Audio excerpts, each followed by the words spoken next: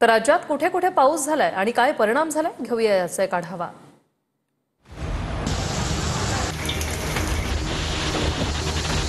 राज्यात कुठे पाणी साचलंय तर कुठे होर्डिंग पडलंय। मुंबईतल्या अंधेरीत मुसळधार पाऊस झालाय। अंधेरीत पावसामुळे वाहतूक कोंडीही झाली आहे, त्यामुळे वाहन चालकांना कसरत करावी लागते। पावसामुळे अंधेरी सबवे बंद करण्यात आलाय।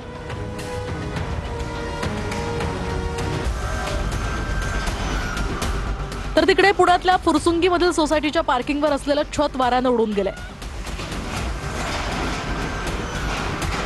या सुदैवानं कुणालाही दुखापत झाली नाहीये। वाऱ्याचा वेग इतका होता की पार्किंगवरील चक्क हे छत उडून गेलंय।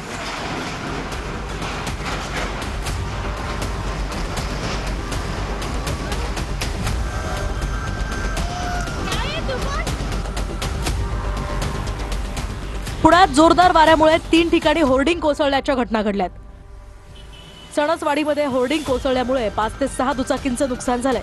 सुदैवाने यामध्ये कुणीही जखमी झालेलं नाहीये। दुसरीकडे धानोरी पोरवाल या रोडवर सुद्धा होर्डिंग कोसळल्याची घटना घडली। तिकडे फुरसुंगीतील मंतरवाडी चौकातही पावसामुळे फ्लेक्स कोसळलाय।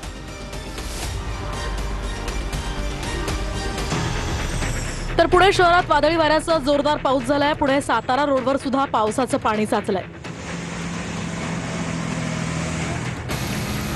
दुसरीकडे सिंहगड रस्त्यावर सुद्धा गुडघ्या इतकं पाणी साचलं होतं। सध्या या भागातलं पाणी ओसरलंय।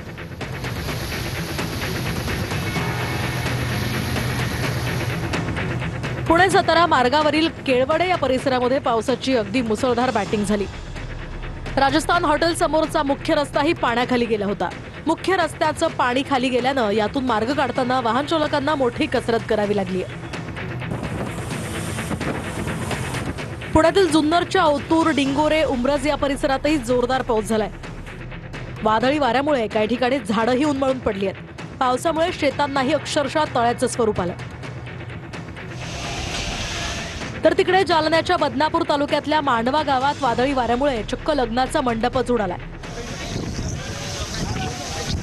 लग्नाचा मंडप उडाल्यानं वऱ्हाडी मंडळींची चांगलीच तारांबळ झाली।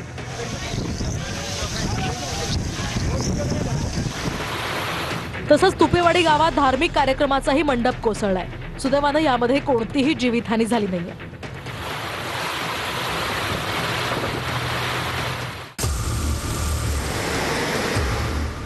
सांगली जिल्ह्यामध्ये दुपारपासून धुवाधार पाऊस बरसतोय। सांगली, मिरज, शिराळा, इस्लामपूरमध्ये वादळी वाऱ्यासह जोरदार पावसानं हजेरी लावली। अनेक ठिकाणी विजांच्या कडकडाटासह पाऊस झालाय। तर या पावसामुळे शेतीचं मोठं नुकसान होण्याची भीती आहे। सोलापूरच्या बार्शीतही वादळी पावसामुळे छत कोसळलंय। बार्शी तहसील कार्यालयासमोरील कॅन्टीनचं हे छत कोसळलं। 1 जण यामध्ये जखमी झालाय तर 5 जणांना सुखरूप बाहेर काढण्यात यश आलंय।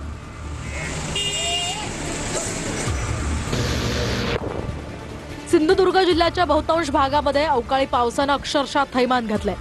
मुंबई गोवा महामार्गालगत असलेल्या बांदा दोडामार्ग शहराला मुसळधार पावसानं अक्षरशः झोडपून काढलंय। बांदा दोडामार्ग राज्य मार्गावर पाणी आल्यानं वाहतूक विस्कळीत झाली आहे।